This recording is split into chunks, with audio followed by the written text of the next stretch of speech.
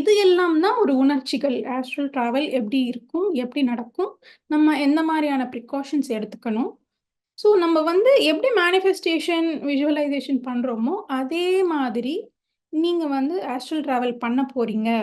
நான் வந்து இந்த ஒரு இடத்துக்கு போறேன். போயிட்டு நான் வரப்போறேன். அப்படின்ட்டு நீங்க திடமா நம்பணும்.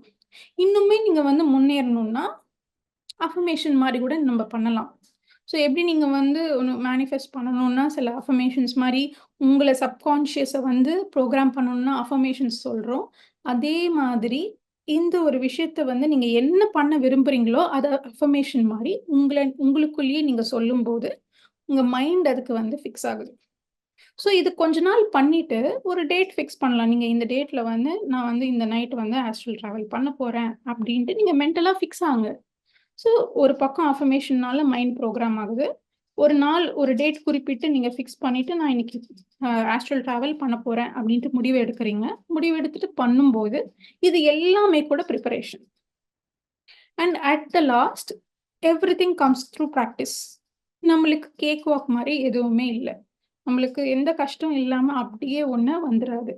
இது நம்ம வந்து ப்ரொஃபஷனலா எப்படி கஷ்டப்படுறோமோ, அதே மாரி தான் உங்க ப்ரொஃபஷன எவ்வளோ சீரியஸா எடுத்துக்கிறீங்களோ, உங்களுடைய மெடிடேஷன், உங்களுடைய சாதனாவும் அவ்வளோ சீரியஸா எடுத்துக்கணும்.